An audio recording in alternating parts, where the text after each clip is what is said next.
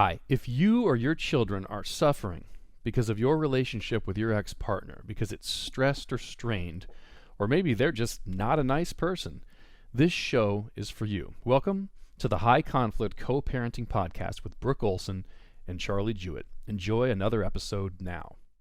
Welcome back, everybody, to the High Conflict Co-Parenting Podcast with Brook, and this week, my special guest, the Honorable Margo Lewis Hoy. I'm really excited about this podcast.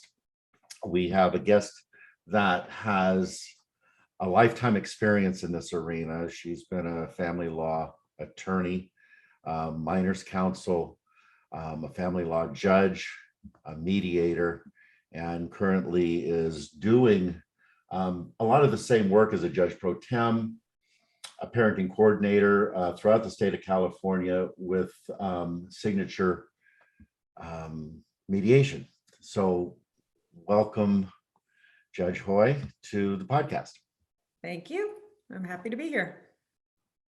So what I'd like to do in the beginning here, you've got this broad view of what high conflict looks like from so many facets. As a family law attorney, as a mediator, as a minors counsel, as sitting on the bench, and also doing parenting coordinating in this arena. So I would like to explore your experience and your thoughts from each one of those perspectives as you've approached it over the course of your career, kind of starting with being a family law attorney. So looking at how you saw high conflict in those perspectives. So as a lawyer, as you know, you're an advocate. So you see the conflict probably from the eyes of your client as a lawyer. So when you first come into a family law case and you're introduced to your client, who you're retained by, you're their advocate. So you're not, you obviously don't hear the other side, or you hear the other side's position through their advocate. So you don't always, I think, have a full picture of the dynamics of the relationship, because again, like anything, you have the perspective of your client. So the key as a lawyer is to really dig deeper and try to find out, why your client's saying something or what the real underlying problem is here.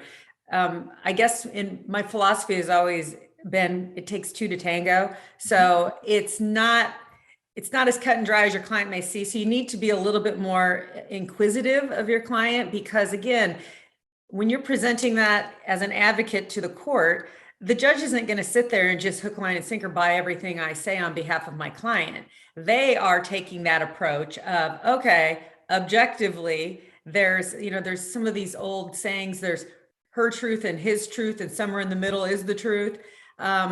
So you've got to really look a little bit more objectively at your client as opposed to subjectively and just saying whatever my client says, I'm going to walk into court and basically say that to the judge, and we should get this outcome.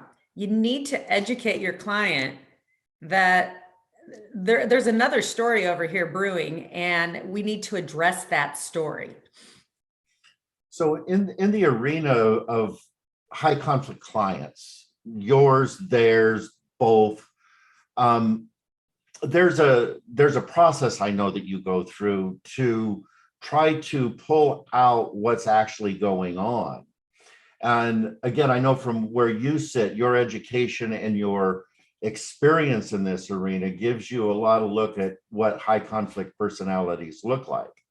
So when somebody comes into your office and they have this chaotic mess brewing, whether they have just started it or they're, 2 or 3 attorneys down the road into it, how do you engage that conversation with that potential client, or how did you engage with that potential client to get a tenor of what is at the root of that, whether this is some personality disorder or if there's accusations of addiction or these components that really compile a lot of the high conflict arena. How do you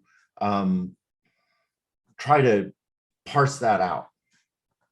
So I guess, that's a lot of questions kind of tied into one. So when somebody comes in and they say, the things about the other spouse, they're terrible, I can't co-parent, we fight about everything. And of course, if they're 2-3 attorneys down the road, just right there is an indication to me, okay, why are you 2-3 attorneys down the road? That in itself is an indication that I have to look at and analyze. And then I have to look at why. One of the key things that I think people don't do, or lawyers don't do, is they need to work first and foremost on managing the expectations of their client. Okay. If this person's expectations are not managed, if you come into my office as a client, and let's say you do have some mental health issues, or you are unreasonable, or you're just really mad, and I don't manage your expectations saying, hey, that may be the case, but you have to understand this is how the system works. So I try to explain to somebody how the system works to manage their expectations. That's number one. Number two, if there really is an underlying problem, let's say you have the client that has the substance abuse problem, okay? You've got to just address it and just put it out there. I can't tell you how many people have tried to come in and act like they don't have it, and it's deny. The other side over there is you've got it, please admit it. And these conflicts just keep spinning. And so from a judge's perspective, I can tell you exactly how I feel about that type of situation. But as from a attorney with the party, it's really important for me to manage the expectations and gain their trust. If I haven't gained their trust, then they need to go find the next attorney. Because if they don't trust you, they are not going to tell you the real truth. And it's attorney-client privilege. So you have to make sure they tell you the good, bad, and the ugly, so that I know everything in my toolbox, and I know all the facts. And then that way I can then do my job and advocate. It's a different role than being Myers counsel or a judge. It's an advocating role for the person that's come to you. So, but you've got to be honest with your lawyer. If you do have problems that you are struggling with mental health, you have a diagnosis, I can't change reality.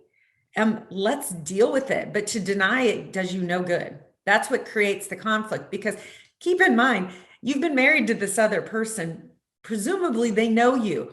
Now, in some cases, you weren't married at all, and it was just you had a child together and they don't know you. So that's a little bit more difficult. But again, the other side sometimes might know all your dark secrets, and they're not just going to, throw their hands up and say, okay, they said I don't have it. Okay, I don't have it anymore. That's just not how it works. So it's really a key to managing expectations, gaining trust, and then really addressing the problem in the room, because you can't change the problem that's in the room. It's there. Well, I can't tell you how many times I've talked to attorneys and they just go crazy when they get blindsided by something that their client didn't tell them. And it's like, sit down, tell me everything, because we can manage those things through the process if we've got it.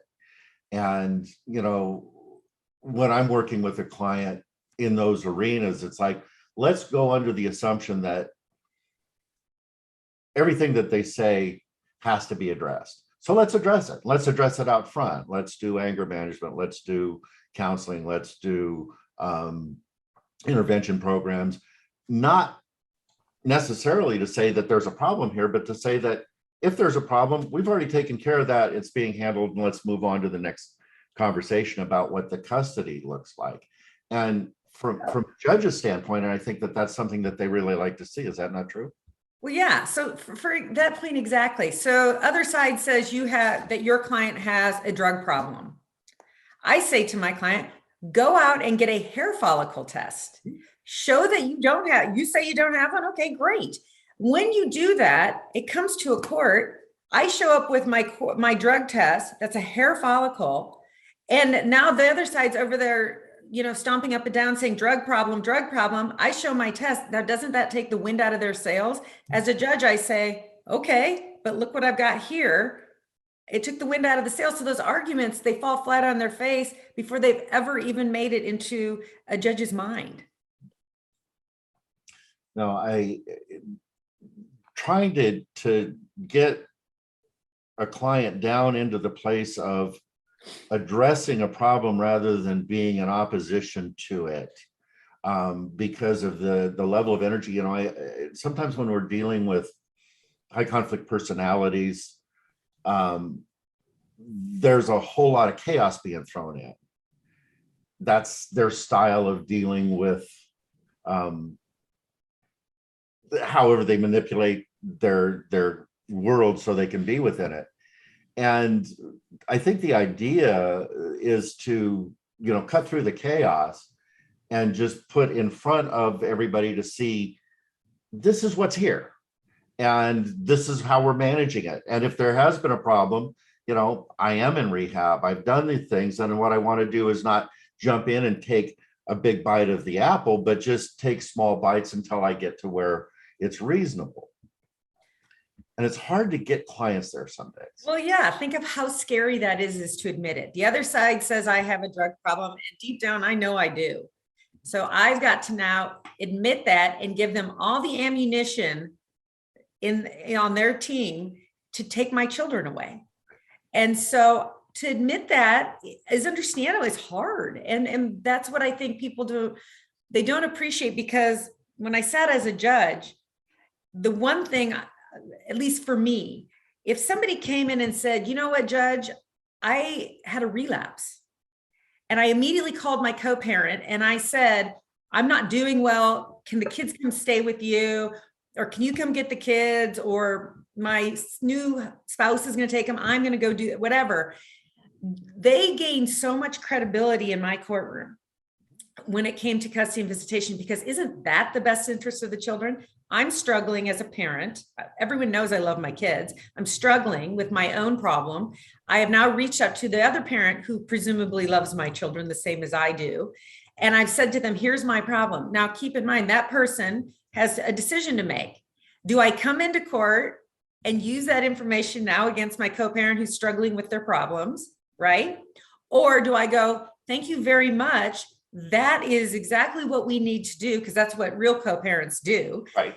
And I appreciate that. Please let me know what I can do. How can I foster making this easy for the kids? You know, when can they see you, when it's safe? That parent, those two parents gain so much more traction in my courtroom. The parent who comes in and says, Judge, did you see she relapsed and she's back in rehab, or she needs this? See, I told you, and no custody, no this, right? Give me sole, legal, and physical. That person doesn't do well with me, because the fact that that person was brave enough to make that phone call and say, I'm struggling, help me. Isn't that what we ask for? Isn't that what we tell people in treatment to do? Right. So if judges are going to use it against you, then I can see why people are afraid. Yeah. And some judges do just take that yank and don't set anything in there. And that creates a ton of anxiety for that person who is trying to make the shifts in the process. I agree. I mean, just like anything, there are not perfect judges. There are not perfect lawyers. I hope that education continues in this area. I think it's a tough area. But the lawyers should understand it. And, it starts with a lawyer too. If you're the lawyer with the parent that doesn't have the problem and received the phone call, you need to counsel your client on, do you run into court and start, taking shots at the other side and asking for sole legal custody when this person's maybe at their downest moment? You could, and you might be successful, but I kind of view those people as, you might win the battle, but you're going to lose the war.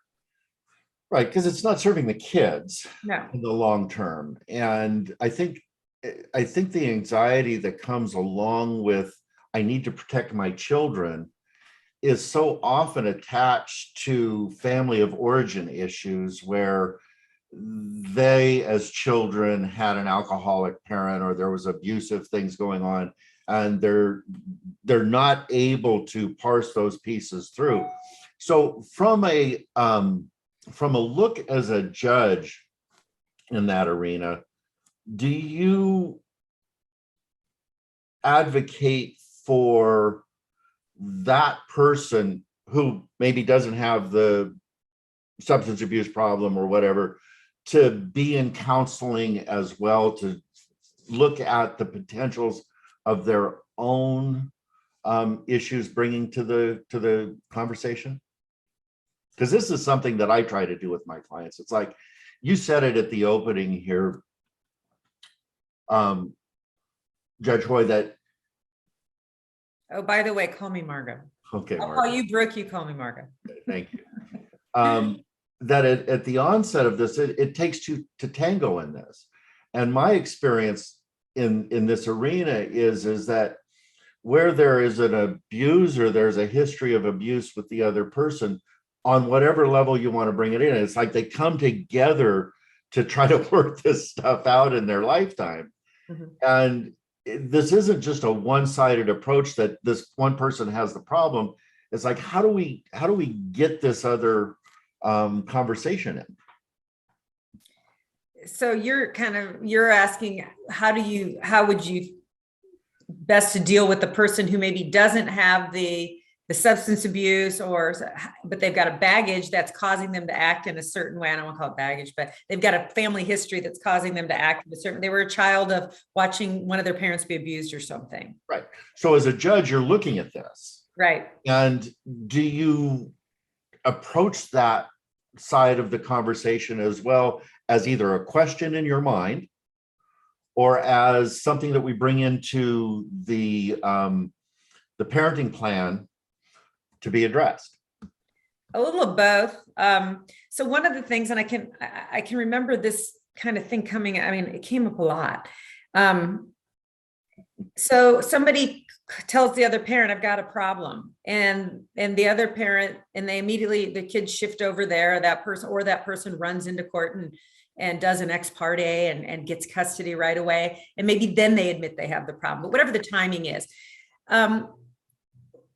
I would try to stress to the, let's call it the parent that's not struggling at the moment. I try to stress to the parent who's not struggling that, hey, you should be saying thank you to the other parent for not putting the children in harm's way, for trusting you enough for them to reach out to you as a parent who loves these same children and taking the lead while they go get help. And the best thing that you can do is support your kids through that, which is supportive of them. And so I tried to do that. Yeah. And sometimes this just sounds like a big lecture from a judge. I'm sure it does. But it's really, truly how I feel. Now, there's some people that have relapsed 50 times and eventually the roller coaster has to end. I'm talking about the people that are really trying and they have a slip up or something and they admit it and they seek help from the other person. The roller coaster is not, so that's a different issue because kids don't need to be on that roller coaster. Fix the problem. So when I'm dealing with that, so then I try to explain to the parent that is maybe the custodial parent for the day or the moment, you need to, one, get your own assistance and support in place because this is a new world for you. You went from maybe being a 50-50 parent to now 100% parent or a 90-10 parent because you're taking on the role while the other parent gets help. And so that needs its own level of support. And if you're not equipped for it, you're going to be, probably in a maybe different negative situation with regard to these kids. So yeah, I encourage them to get a support network for their team so that they can address not only one, the new role they might have, which is being more of the primary parent or taking on a much larger role. And two, how do you help your kids and explain that without bad mouthing the other parent, what the other parent's going through? That's not easy. Most parents aren't equipped to do that. They don't have the education to, do it.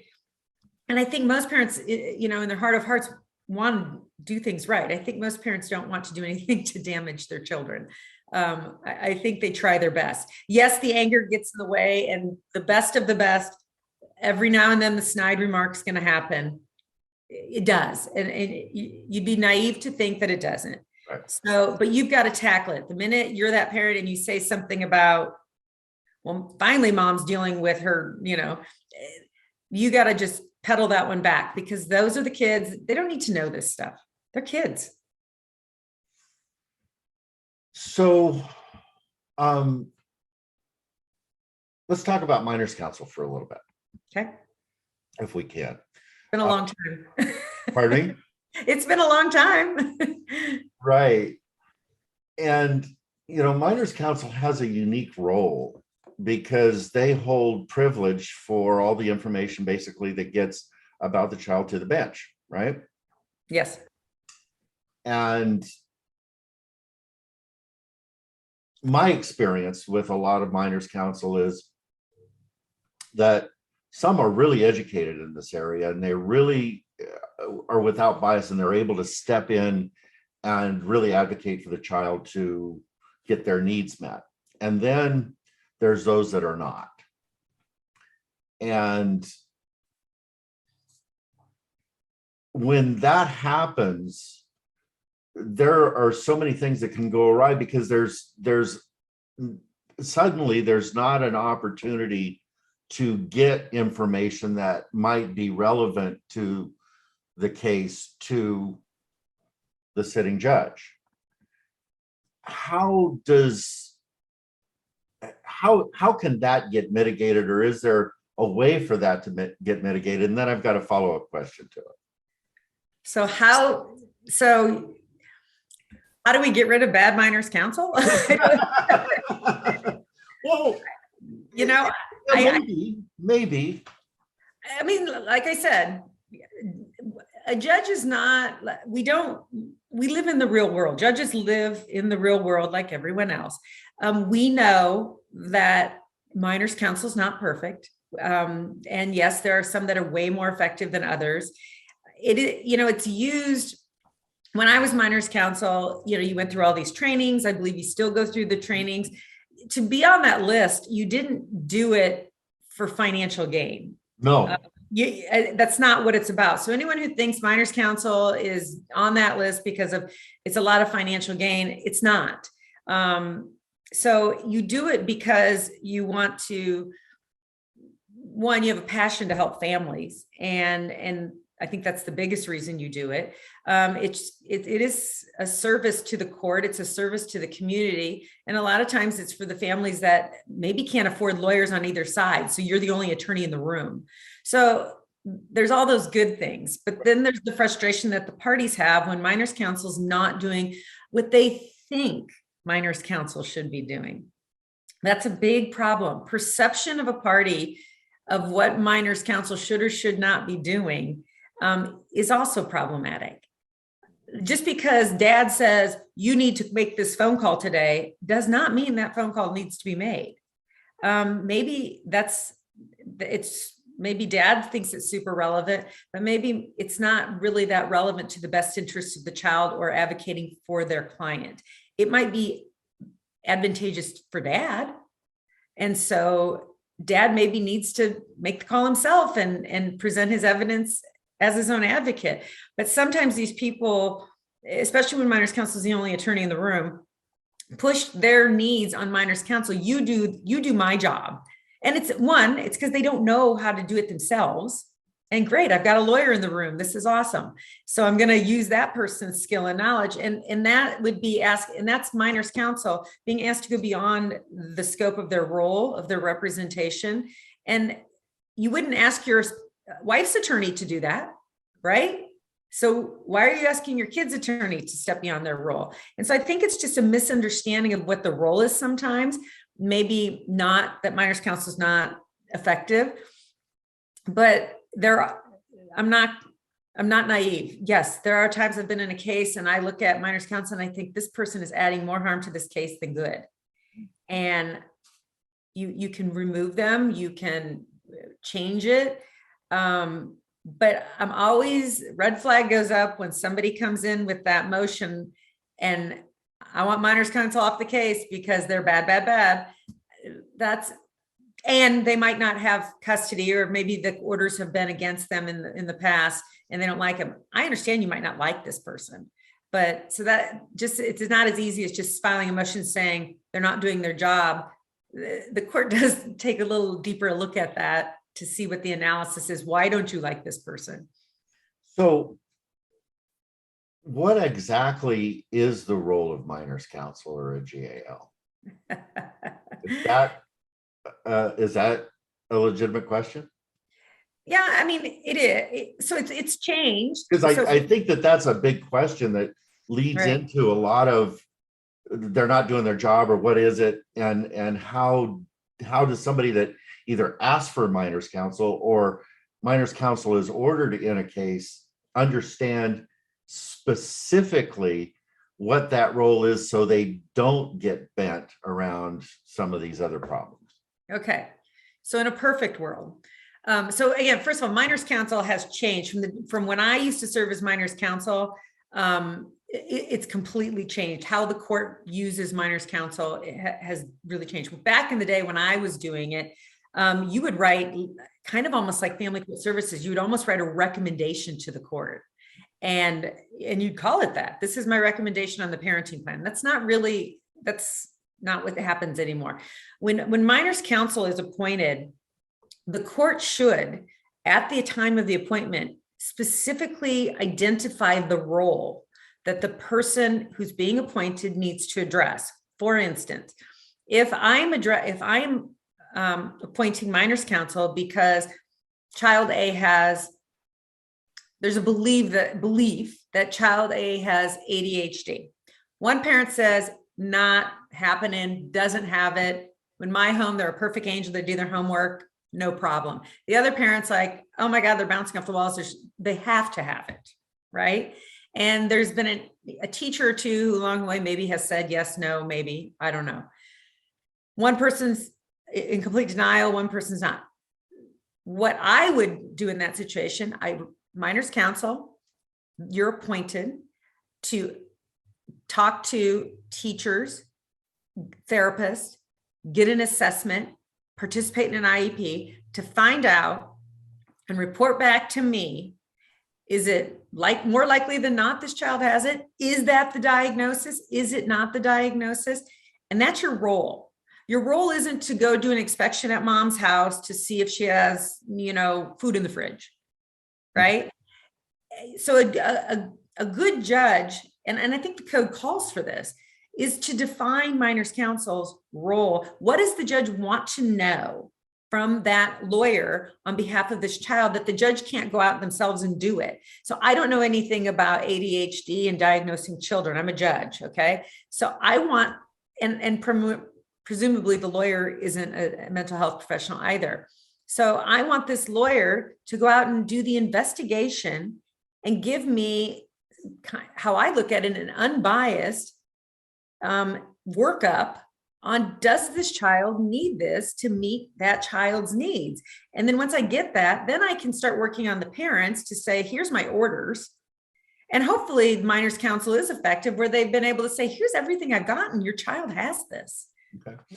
Guys, what's the next step? And hopefully they bring that other parent around, or maybe, no, your child didn't diagnose that. This is not the problem. Maybe it's something else. Let's look at that. That's a good minors counsel. But to just say minors counsel gets appointed and they're supposed to do home visits and this, that, and everything else is not the way it works. Sure. So if a judge doesn't define the role or say, these are my questions that I want addressed, then the parties or the lawyers should go back to that judge and say, what is minors counsel's role? Or minors counsel should say, Judge, what do you want me to tell you? What do you want to know? So in the initial conditions, and I think that these are the points that are so crucial in any one of these cases, is that whatever is expected, whether it is in a parenting plan or a role of minors counsel or the role of a therapist or whatever it is, that it gets spelled out specifically, or as specifically as we can, as to what's being asked. So if one of our listeners has an attorney and they're going into court, I am always asking my clients to control their attorney, not the other way around. So what is it that you want to accomplish and what is it that you need to know, and to be able to ask that attorney to do that for you in that process. So I think what you're saying here, Margo, is that have the attorney that is in that moment ask that specific question. So what specifically is it that we are trying to accomplish with whatever these are, whether it's a minors counsel or a therapist or whatever? So they've got guidelines that don't get worked around in the process. So there isn't a loophole or a place for somebody to go, well, I don't want to do it quite that way, or I'm going to take my time to do that. What are the timelines to really get down and nail these pieces? I mean, it's a client needs to make sure, one, I think, so here, the easiest thing is this for a judge. I see a family like this, they're high conflict. I think, right? You're looking for the door. Right? And the easiest thing for me to do at that moment is look at my list and I appoint so-and-so to be minors counsel, come back in 6 weeks. And I can guarantee in this podcast, the people will go, that's what happened. That happened to me. It happens. It does. And where there needs to be education of, litigants, lawyers, judges need it too. So we're all in the same boat. We're all learning every day. So if that happens, then the next step is to say, okay, minors counsel is appointed. Work with your lawyer to get on a conference call with minors counsel. Lawyers should all be able to talk without having conflict, right? We're professionals, we're advocates, we're professionals. So get on it and say to minors counsel, you were appointed. We're unclear as to what your role is. Are you clear as to what your role is and what you need to do? And even if somebody's representing themselves, why can't they get on the phone and say, not confrontational though? Because confrontation with minors counsel is an immediate turnoff. If you're confrontational with a person who's trying to help your child, I can only imagine how you might be with the other parent who you don't like. Okay. So there's a way to get on the phone and try to understand the judge said you're appointed. What does that mean? What is your role? What do you need from me? Not just let me get on the phone and blah and tell you all the bad things about the other parent, because that's really ineffective. I can read the pleadings. So I think that we have to just make sure that the litigant is empowered with the understanding to then go to their lawyer to say, this is what this is the question I need answered.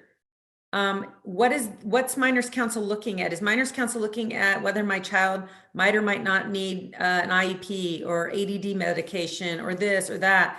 So is that what we're looking at, judge or attorney? And the attorney could say, gee, I don't know, or they're looking at everything, which is not the case. Minors counsel is not typically appointed to just run the show and look at everything. Those days are gone. So, and I'm not saying that back 10, 15 years ago, there were times I was put on a case and it was almost like, what should we do? I mean, I'd come in and the court would look at me. What do we do? That is not the training. That is not the use of minors counsel, at least in San Diego County. I can't speak for every other county. It shouldn't be the use of minors counsel, but it's everybody needs to be empowered with understanding and information and education. And if it means you go back to the judge, and yes, I know sometimes judges act annoyed when you do this, but how about minors counsel goes back to the judge and says, hey, can you define my role here? Because am I supposed to go see if mom has food in the refrigerator and if dad's girlfriend really lives there and she's this, that, or the other thing? Or is my role really just this ADD question? And then the judge can give you that guidance. They may forget to do it on the onset, but I think if you ask for it, they're going to define it. Would you think that if a parent, pro se, goes to minors counsel and says, I'm not clear on what your role is, can you define it? And that minors counsel gets their hack up a little bit because they're being questioned, and that creates another problem. Yep. I can see that. As a matter of fact, I've seen that happen. A million times, I'm sure. And then how does that person who suddenly alienated that minors counsel on some level get that bias eradicated? I mean, these are the things that I see happen in high conflict cases all of the time, that we're talking about in some level here, Margo, an ideal situation. Yes. And it oftentimes isn't, just by its very nature. And the courts are really full in this arena. You know, it's like we've got 20% of the cases taking up about 80% of the resources. And this is the arena. There's an innocuous question. There's a, I want to figure this out, and then it blows up in their face. Is there an outlet for them to come back in to the court, or are they just kind of sitting in the abyss? Easier said than done, right? Right. So yes, you are not wrong. When first of all, I think minors counsel has to have thick skin. Okay, if you're going to get offended because somebody asked you a pointed question and somehow maybe questioned your integrity or your role or whatever it was, then maybe that's not the right role for you, because these are parents. Mm-hmm. I mean, one of the most fundamental rights we have as people is how to raise our children and to be able to raise our children, right? And so that's pretty near and dear to people. So if somebody comes to me and the way they approach something is in a confrontational way, they probably should really work hard, maybe practice that. But that's a bad start for the litigant, but it happens. Okay. You can apologize. It doesn't make you a horrible, you know what? I might have approached this in a really bad way. I don't really understand your role. I'm sorry I sounded accusatory, because I think that your role should be this, this, and this, based on what I heard a judge say, or what I think family court services said, or whatever. And this is why I think this should be this. Can you explain to me why it's not? And that takes a very, I think, good minors counsel. And I also think it takes somebody who's got an open mind, though, who is open to listening, that, no, you totally missed the boat on what my role was. And I also thank you for the apology, but I don't appreciate being spoken to that way, or whatever. That's human nature. You got to kind of, I always put it in, you know, would you go speak to your doctor that way? Or would you go speak to, you know, your child's teacher? That keep it, when you're speaking to other people, use everything you've learned since you were a little child.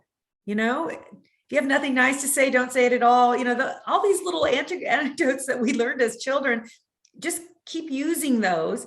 I don't know, there's something to be said where you get a lot more mileage out of somebody when you kill them with kindness. Right. As opposed to you just immediately go in confrontational. Because if you go in confrontational, and the reason minors counsel was put on the case because there's so much conflict and confrontation. Oh, duh. Here's the problem. Right. Bingo. So let's be an inquiry. Let's ask questions and not be accusatory or aggressive. Right. And those questions can be hard to format. So ask somebody, hey, if I'm asking, ask your best friend that you trust. I don't know, ask your mom. Well, this is part of what I do when I'm ask Brook. It's like, you know, if we're going to get prepared for family court services, if we're going to get prepared for a case, let's really boil this down into the essence of what's appropriate for the child, what we're trying to accomplish, and let's take the accusations out of the narrative and be solution driven in it. So how do we work together in this to accomplish what we want to accomplish in the best possible manner? Okay, so next question, next perspective. As a judge, you spent better than probably 60 or 70% of your time on the bench dealing with high conflict cases. Yes. And, the fact that, you haven't torn all your hair out is really commendable. When this stuff comes into your courtroom, what do you want to hear from the attorneys and or from their clients in terms of, so there's personality disorders, there's addiction problems, substance abuse problems. There are a multitude of anger issues that come around. I found that, sometimes when people are in a high conflict relationship, that the person that's angry isn't the person that's got the problem. That this is just a buildup of trying to deal with this over the course of a relationship, and they don't have the tools. And suddenly this person looks like they're the problem, and they're just looking for solution because there's not been any to this point. So what do you want to hear, see, and when you see that type of a situation, how do you parse those pieces out? There's a whole lot for you to contemplate. Yeah. Okay. So I probably was redundant from the bench in saying the following to counsel. After maybe a hearing or in the middle of a hearing or in the middle of a trial, I'll sometimes stop counsel and say, you know what? Everyone has been excellent and very articulate in telling me all the problems. And I've got the problems tackled. I know them. Can somebody give me a solution or an idea? And I'll say probably 50% of the time, the lawyers look at you with a blank stare because they're so busy being an advocate. They haven't really analyzed what can we do to fix the problem, because some people actually feel like it's my problem and judge, you fix it. Right. We're telling you the problem, you're the judge, you fix it. And to me, the best advocate, I don't know these children. I've never met your children. Presumably, maybe the lawyer has never met these children. I'm assuming not. So, but they know the parent. So the best people to understand how to fix the problem for their children is them. Do you want some judge who doesn't know your children, who doesn't know you people, the litigants very well, to start mandating how you're going to fix your problem? I have kids. I don't think I would like that. Nope. And again, people don't like that. They don't want to they want to raise their kids how they want to raise their kids. And most parents think they know best. Okay. So if you know best, then tell me, yes, you've articulated all the problems. Great. There are problems. You wouldn't be here if there weren't. You wouldn't be getting a divorce if there wasn't an issue between the two of you. I got it. All of that I got. Now tell me, what is the next step to fixing some of these problems? Make suggestions. It doesn't mean I'm going to buy into them, but making a suggestion is the biggest breath of fresh air that you can see in a courtroom and hear from a lawyer or a litigant. Because I think it's a mistake for people to think I'm going to dump all this on the judge's desk and they're going to come up with the magic answer. Ugh. Right. If that's what you want, you'll get it. But I think that's kind of dangerous. And it's probably not going to be what you want when that happens. And it's going to be full of holes that can be filled that you could have filled if you'd come in with a plan of sorts. I mean, custody, there is no doubt in my mind that mediation between parents and their lawyers for custody issues is the absolute right way to go. Mm-hmm. I mean, people need to buy into a solution. So how do you buy in if a judge directs you to do something? That's not buy-in. That's a judge telling me I have to do it. And I'm either one, going to jump through all the hoops because she told me I had to, or two, gee, she must be so right. She's the judge. I'm going to do exactly what she says and love every minute of it. That not in these, that doesn't happen in the high conflict cases. They walk out and roll their eyes and say, she has no idea what she's doing. She doesn't know my kids. She doesn't know me. She got it wrong. So, but that is the venue that so many of the high conflict people utilize, because they're looking for somebody to call balls and strikes. I mean, you're right or wrong, but if you get it wrong in their eyes, you're just a bad judge, or you made the wrong decision, and it doesn't create a solution for the long term. We just know that they're going to end up back in your courtroom again in another 6-8 months. Those families are the people that that are somewhat immovable, and the only way they move is if a judge tells them they have to move. And so those are the immovable thing. Those are the people that, but I think people get tired of coming to court. I think or they run out of money. But I think the system can wear people down. Yep. To where they ultimately open up their eyes and go, oh, maybe I should try to work with the other parent. I mean, presumably from a judge's standpoint, I take each case and I look at it. If there's not evidence to the contrary, such as there's a real substance abuse issue, or there's real domestic violence. I mean, those are different kinds of cases. But if there's just two parents who got a divorce under bad circumstances and they really just hate each other, and that's these cases, they're just going to keep going at each other. I start with the presumption that that parents love their children the same. Mm-hmm. They have the tools to be able to provide for the needs of their children, independent of the other parent, and that they will make decisions regarding their health, safety, and education, independent of the assistance of the other parent, that are in the best interest of the child. So that's the premise I start with. We saw it a ton during this COVID thing, X party after X party, right? Dad was exposed. You went to a party. Take custody away. No. So we start, as a judge, I started with the premise that those premises. Now, again, caveat, not DV cases, not substance abuse, not mental illness cases. Those are unique cases that if somebody's in denial of their issue, that those are different. Okay. Can we talk about those for different ones for a second? Yep. Because I'm always looking with my clients to help them find those solutions.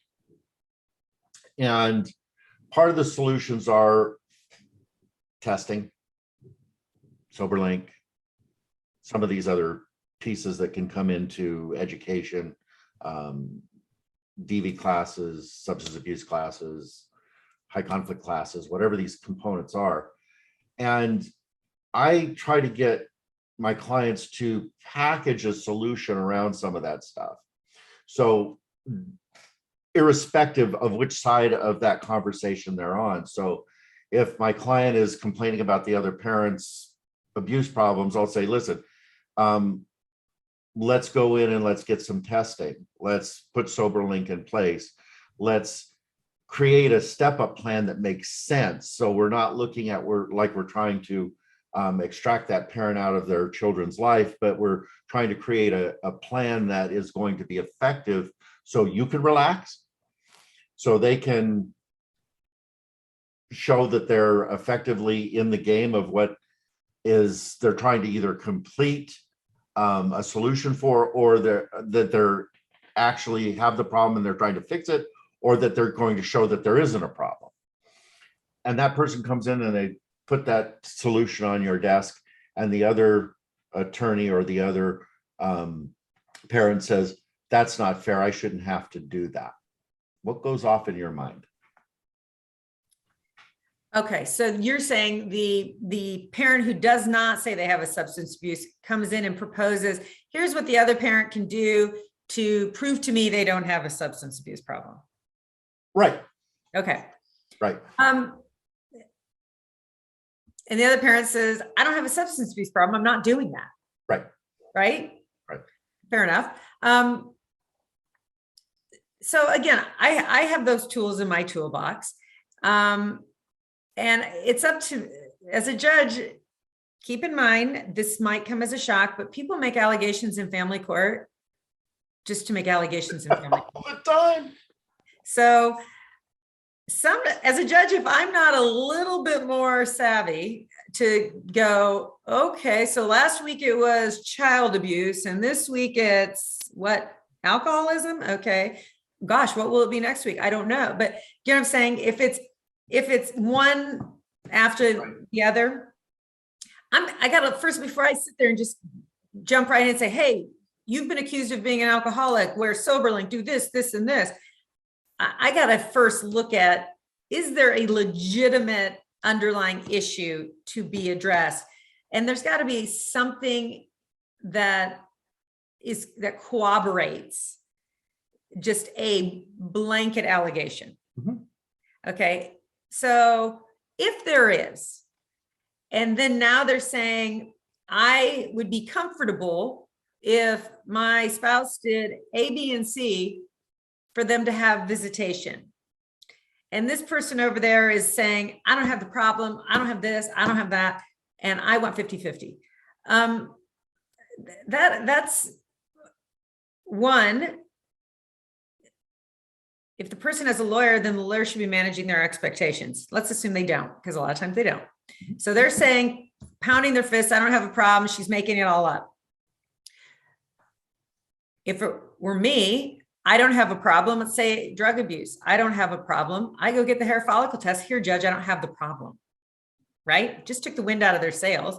Or, hey, anger management or domestic violence or anger management, or blows up every time the kids say anything. If they don't get straight A's, dad sends them to their room for a month. I don't know.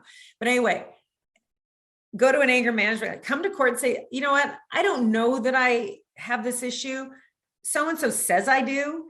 I don't think so. I went to this anger management course, because I got to tell you, you can learn something from just about anything. Right. If I went to an anger management course, I'm sure I might learn something, right? I don't know. But I think in any type of thing, you can do it. So if you really are committed to parenting, stop for a second and as a parent and say, this person's saying it, their motives are maybe not great, but we did live in the same house, and gee, and you don't have to admit it, but reflect, maybe I did fly off the handle those 5 or 6 times. Okay. She thought it was like, she's blown it way out of proportion, but my kids kind of heard it. Their little brains don't know how to process this. Maybe that's something I could work on. And then you go do it. Nobody ordered you to do it. And you just went and did it. And then you come into court and this person is saying he's a bad person, he's angry, all that. And you just, look, I did this. Guess what, judge? I did this. And I learned that when I do fly off the handle because I'm frustrated, or I'm working on something in the wood shop and I, hit my finger and I whip the hammer across the room, real case, it happened. And my kids saw that. And I wasn't mad at anybody. I just hurt my finger and I did something really aggressive and threw a hammer across the room, put a hole in the wall. Had nothing to do with my parenting, but my kids saw it. It scared the daylights out of my kid. Is that really anger management? No, it's you kind of hit your finger. So if you can really just kind of reflect and then address some of these things that the other party might be saying, just step out of your own self for a second and say, okay, they're uber sensitive, they're dead wrong, but maybe that one time I did go to the party with her and I drank a case of beer myself and I blacked out at home. Maybe, and she doesn't drink at all, maybe she perceives me of having a problem. And then tackle it from that standpoint of, okay, I get it. It's not real, but I'm going to put her mind at ease. If you can sometimes step out of it and say, I'm putting the other parent's mind at ease. And in doing so, I'm putting my children's mind at ease. Because if mom is stressed out every time the kids go to dad's, you've seen these exchanges. They hug and they hold tight and they kiss them and you'll be okay. Have a good time. And then they send them off and I'll see you soon. And oh, you'll be fine. Everything will be good, and then we call 4 times. I mean, can you imagine what a kid is thinking? My dad must be out of his mind. So And I don't know if that answers your question, but it answers it beautifully, Margo. And that last piece is like your parenting style is going to show through your children as long as you are on point with your parenting style, understanding what's going on. That I think is always the solution, and not to get down into all this crazy stuff's going on in there. You can't fix that, right. but you can ultimately refine your own skill sets and get your children in a place where their nervous system can settle and they can feel okay about who you are, because they can see incongruencies over time. So one of the things I say to parents all the time, I usually kind of say it probably when I'm making orders and when both parents are looking at me like, ugh, you got it wrong, lady. But one of the things I usually say, because I've heard parents say how the other person does it wrong, right? Well, they don't give them, they give them fast food too often, or they don't cook meals with the 4 food groups on the plate, or they don't brush their hair right, or who knows what it is. So what I typically say to parents is, for example, a heterosexual couple, a mom and a dad, it works in any kind of couple, by the way, in any co-parenting situation. But I'll say to mom and dad, guys, mom, you do things one way and you do a heck of a job. And dad does things one way and he does a heck of a job. And your kids need both of those things. And you need to appreciate that the way you do things is not the only right way to do them. That way is also a right way. And so if you can appreciate that about the other home, then the goal you have is how to transition your kid back into your home, knowing they've been over here, and then make them feel comfortable in the way you do things. Kids are not dumb. They will adapt to the way mom and dad do things. But you don't have to impress upon them that your way is the only way, and we should always have this for lunch, and we should always have this bedtime. And if dad doesn't do it in his house, he's somehow a really bad parent. Maybe dad on Saturdays says, guys, you've worked hard all the school week and bedtime on Saturdays is 10 o'clock. And mom thinks, 10 o'clock, that's going to kill them because bedtime's 8:30.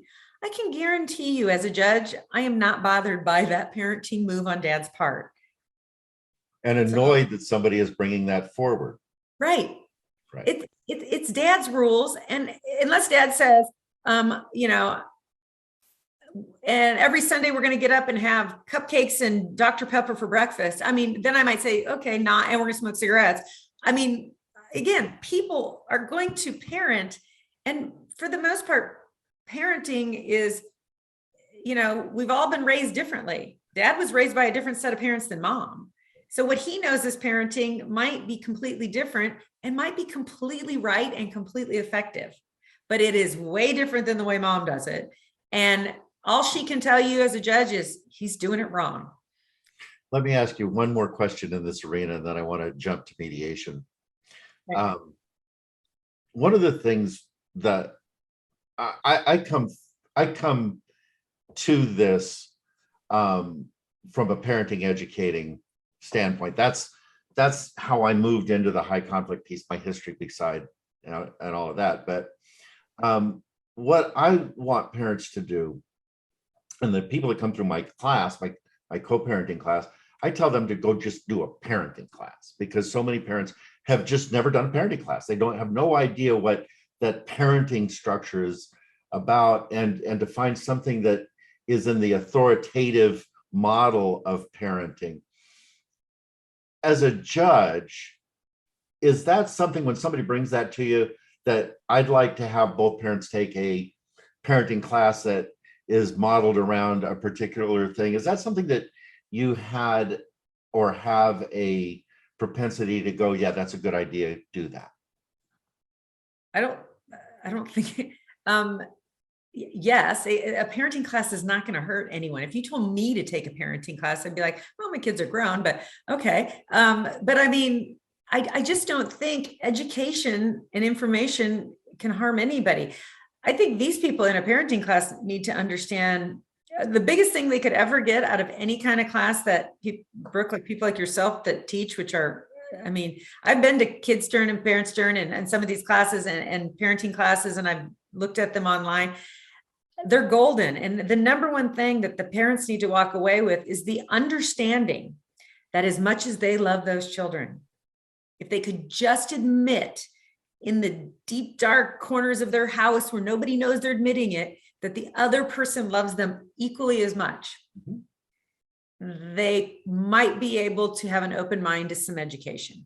But until they do that, and they just, I feel like sometimes some people do a parenting class because the judge said you have to, and they're jumping through the hoops. I'm sure you've seen those people, right? If they could really embrace it and get out of it what it's intended to do, they should do more than one. Let's just say that. Mediation, high conflict. Again, this is probably one of the toughest roads for a mediator to do. I've done my share, and it's the hardest job that I can think of. I mean, just to sit in a room and watch this stuff go back and forth and try to bring unreasonable people to a reasonable solution. How do you navigate that? Because I know that that's one of the roles you're in right now. That's what you're doing with Signature. And first of all, getting a high conflict couple into the room is a difficult piece. I don't always put them in the same room. Well, but into the process. Into the process, yes. I probably rarely put them in the same room because I want them to speak freely. I want them to vent. And I want them to know that when I'm suggesting that they do something that I think is going to be outside their comfort zone, that I've heard all the ugly information they told me. That I heard it. You told me they're this, and this. And then I'm coming back and saying, have you thought about maybe trying this? And they look at you like, did you not just hear me the last hour? And so it's important, I think, for them to get buy-in, for them to be able to speak openly and tell their story, you know, and like I said, there's his story and there's her story and there's somewhere in the middle. Perception is real. If I tell you something happened to me, and I believe in many instances, if I had a video camera that played it back for me as the neutral, and I looked at it and I thought, wow. And then they told me their rendition of that same incident. There are many times when I would look at the parent who told me their version of the incident and they believe it. And I believe they believe how it went down. And so perception is everything. So I got to get through that. And I have to explain to them, I understand that. I believe you think this is how it went down. But as an outsider, here's how I see it. And that helps people that don't have, again, some people have mental illnesses that don't always allow them to see other points of view. But for the most part, you can work through things with anybody. Alcohol, domestic violence, some mental illnesses. I mean, there are some that you just, right. There's so much there that, you know, and if, you know, and you just can't fix it. I don't want to say fix it, but you can't get through to that. The solutions are limited. Right. So there's a really high level of competency that's required to do high conflict mediation. And I've followed your career over the course of the last 20 years. Hey, don't tell me how old I am. And unfortunately, it's been about 30.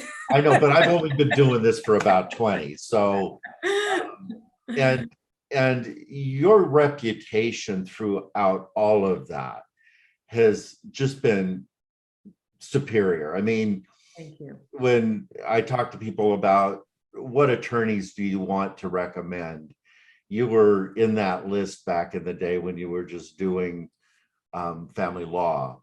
When minors counsel came up and your name came up, it was like, yeah, you can relax into that. She's got it. She knows what she's doing.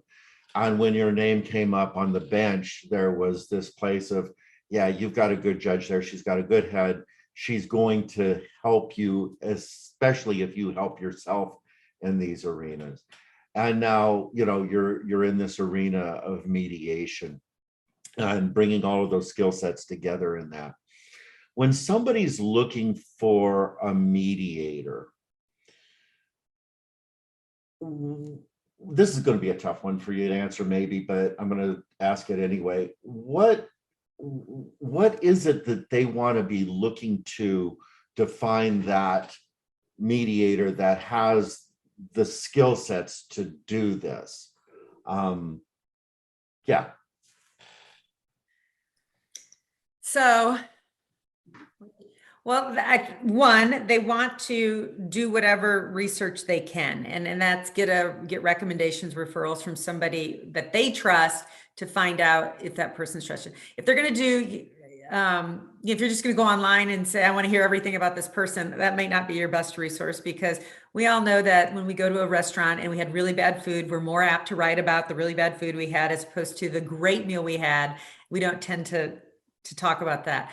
So you want somebody that can say, yes, this person was open and kind and listened. You want, somebody's got to listen.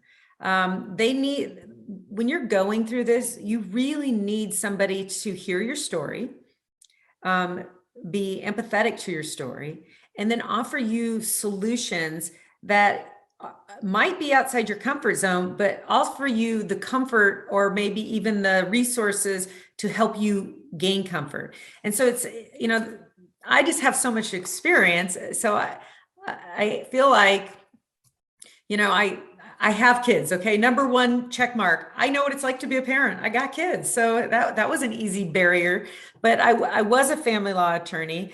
I specialized in custody cases. I was minors counsel. I went onto the bench. I sat on all kinds of committees for kids and working with families and high conflict. And then I did education as a lawyer, I did education for other lawyers. On the bench, I did education for judges in this area and worked with psychologists and tried to get an understanding of, you know, what psychologists know. I don't know what they know, but I understand enough to know what I don't know, and then guide people to the right resources. And also, the key is my premise that I come to this. Everybody who comes to these cases, and again, there are the bad people out there. There's no doubt there are bad people out in this world. But everybody who typically comes or who would commit to going to mediation with me love their kids. There's no doubt. They're doing their parenting completely different than the other parent. I'm certain of it, because that's probably why they're here. There is probably no love lost between the parents, because that's why they're here. But deep down, their interest is the children, and they have to overcome, I don't know, I think psychologists say it all the time. You have to love your children more than you hate the other parent, right? Yes. And that's hard. That's hard when that other parent has really wronged you. And keep in mind, in divorces, you get wronged. Maybe somebody misused finances. Maybe somebody cheated. I mean, there's so many adult baggage issues that cloud this, that we gotta get through all that first to let your kids be free of it. Because as long as parents fight, your kids are not going to be okay. They're not dumb. Kids are smart. They watch it. And if you think you're saying something on the phone to your mother and you go, oh no, I was in the other room and the kid didn't hear it. Wrong. That kid's outside the closed door with a cup up to the door, because kids are nosy and they don't like to be left out of anything, especially, you know, the 8, 9, 10-year-olds, because they want to understand stuff. So And on top of all of that, there's an energetic component that a parent carries that keeps a child from being able to just be okay within their own skin, because everything around them is in chaos. And to get parents to understand that, yeah, even if the child didn't hear me and I'm on the phone doing this, there's another component that's in the room that's permeating it, that doesn't go away. Right. And So mediation is education. I hope when people come, we can educate, each other, but I hope I can educate them. I can say, listen, as minors counsel, this is one that I used to hear all the time, and it differs. As minors counsel, kids would come to me and they would say, what's wrong with my mom? And what do you mean, what's wrong with your mom? Well, I have to have dinner with her, and then there's this strange person sitting at the dinner table with us at a restaurant, and they say the name is Sue, and I'm like, oh, and what do you mean, what's wrong? Well, is my mom crazy or something? Because we have to go to dinner with this strange person who's watching everything we say and do, the supervisor, right? The way, and I understand why parents want it. I get it. And I understand why judges order it, because we have to. But can you just for 1 second think about it from a kid's mind, especially a little kid? There must be something really wrong with my parent if every time I get dropped off by dad, who can drive the car all by himself and to drop me off and have dinner with me, but every time I walk to mom, there's this stranger walking right next to us, and I can't even go to the bathroom with mom by myself because this person has to come with. I mean, can you imagine what a 5, 6-year-old 7-year-old is thinking? I don't know. I always used to think, is there a grandma there, or an aunt, or a best friend, or right? or somebody from the church? That it doesn't seem so, that doesn't really draw out the fact that there could be something wrong. Because growing up, if you think something's wrong with your parent, and these cases do go on forever, can you imagine? That's reinforced all the time. Every time I see mom, there's this stranger here. There must be something really wrong with her. And it's just growing and growing. And now I'm 15, and all I can really think about is my mom's messed up. Mom's really been disserviced there, right? We could go on for hours. Oh, we can, and we've got to wind this down. Yeah. But I think the other piece that I want to get just a brief reflection from you from is, when you are mediating, when you're creating a parenting plan, whether you're the attorney that's going to present that to the bench, or you're a parent that's trying to put something in place for a mediator, there are a lot of holes in parenting plans that cause conflict. And my premise has always been, let's plug every hole that we can out front so we can put these pieces together. And as a mediator, when you're sitting in that room, how do you approach that piece when you're putting stuff in that seems arbitrary or not relevant in that moment, and you need to sell that to the parents as this is something that is going to keep you from going to court or being back here again? That's where my judge hat goes on. I've seen it all. And believe me, if somebody says, why do we need to say that? I'll say, trust me on this one. And then I can give them a story. Usually, here's what happened in a case. For instance, before I became a judge, I never thought that I would ever have to explain today to anyone that if you have 14 days of vacation in the summer, and it's in 2 1-week increments, right? Mm-hmm. And if I don't explain that it's in 2 1-week consecutive 7-day increments, that you can't take them every other Saturday when it's dad's time and say, I want my Saturday, I want a vacation. And I have 14 vacation days every other Saturday, which is your only visitation day, Dad. I would have never thought I had to explain that to somebody, that you can't do that. That's not the intention. That's not the spirit of the order. It's so you can go take a vacation, and it can be a staycation, but it's a vacation, 7 days together, quality time that is uninterrupted by the other parent. It is not to take them one at a time to interfere with the other parent's regular parenting time. So that's how I deal with it, because I have seen it all. People are to be kind of, able to say that a staycation's okay, right? Because that's been an argument. They're not going on vacation; they're just staying here. right. There's a lot to do in San Diego. Right.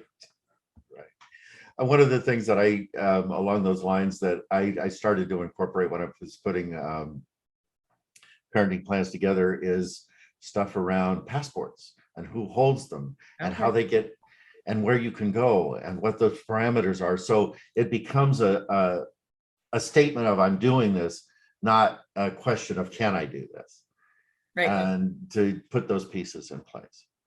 You just gotta, you try to fill as many gaps as you can, because high conflict people are creative, they're smart, and they will, find a reason to possibly get one up on the other parent. And until you kind of put stop gaps on all those things and everybody maybe calms down, you've got to address them all. And even if they think they're silly, believe me, I've seen haircuts, I've seen, I can make and things to me that make absolutely no sense. Like how is this even before me as a judge? I mean, how could you not have figured this one out by yourself? Right. It happens. Sometimes people argue just for the sake of arguing, right? Not because they really care about the outcome. And that's where mediation can help, because it really is a chance for somebody to be heard. They get to argue for the sake of arguing, but then at the end, the outcome, they walk away. I mean, you've seen it. I've seen it. I'll mediate somebody. They come in, guns a-blazing, and the next thing I say, this is my decision made, they're perfectly happy with it. And I'm shocked. I thought they'd be, throwing things at me. No, perfectly happy with it. They just wanted their story to be heard. Right. So Margo, thanks for taking the time with this. This has really been a great conversation. I hope we get to have another one somewhere along the line. If somebody wants to work with you, if they want to reach out to you, how are they going to find you? So you go to Signature Resolution, and it's signatureresolution.com, all word.com. And you can look up my name, Margo Lewis Hoy, and you would just contact our case administrator. Mine is Jessie Centuro. It could be somebody different at a different time. And there's just the information on how to contact our case administrators, or even just the office. And since we've got the beautiful world of Zoom, we can do custody cases are, best interest of the children is nationwide. Right. Not like it changes per state. So, and with Zoom, it's been so nice because I've been able to work with families that are just not, Southern California or I actually I travel, but I work with somebody that's in a different state completely, because parent issues are parent issues, and best interest of the child is best interest of the child. So that's basically how you would do it, is just contact our company, and they know who I am. They'll get you to the right place. Good. And if you get to Signature and you get to Margo, you've gotten to the right place. Thank you. Just right off the top. Zoom has been a really great thing in this arena. It's helped me reach more people. It's given people more access to quality professionals in other areas that they might not have. So it's right. It really has. It's really opened the door for people to really just have access, because some days you can't. A lot of people think about it, can't take off a day of work to get to the courthouse or get somewhere to get the education, but they certainly can jump on a Zoom during their lunch hour. So thank you again, Margo, for taking this time. And for our listeners, we'll have another issue or another episode for you next week. Take care, everybody. Thank you. Thank you. Brooke, people don't have to wait until Friday mornings to get more content. If this is something that's helpful for them, right? This isn't the first time you've broadcast anything or recorded anything or put anything out there in the world. What are the other ways people can get the help more aggressively or speed up their recovery process? What materials are available for people right now? Well, I've written a book called The Black Hole of High Conflict, and it's available on Amazon and Kindle. Great. And everything that we're talking about is really compressed and put into there. So this is a really good starter place to get in and get your mind working and to see what these concepts are about and how to start to apply them. The other place that I think that is valuable is to go to our website and look at some of the blog articles that I've written. Those are available there as well. If they go into some of these other arenas, and that's at www.highconflict.net. So the book, the website are also really good places to get the material. And also we have classes. We have high conflict diversion program classes that you can get into and get some one-on-one help with this as well. And you know me, I'm aggressive. Whatever I want to become good at or learn, I find someone who's good at it and pay them and hire them and shorten my learning curve. What if somebody just wants your help? Somebody says, Brook has this information. He's good at something I'm not good at yet, and I want to work with him. Do you have any type of coaching or consultations or anything like that? Absolutely, I do. I do one-on-one coaching for custody cases. I help people get ready for family court services. If you've got that in your community, I work with attorneys and clients to help them with managing and strategically setting them up to have more successful cases as well. And how do they reach out? You want them to just go to the website or email or phone, or what's the best way for them to reach out, raise their hand, and say, I need some help? They can email me.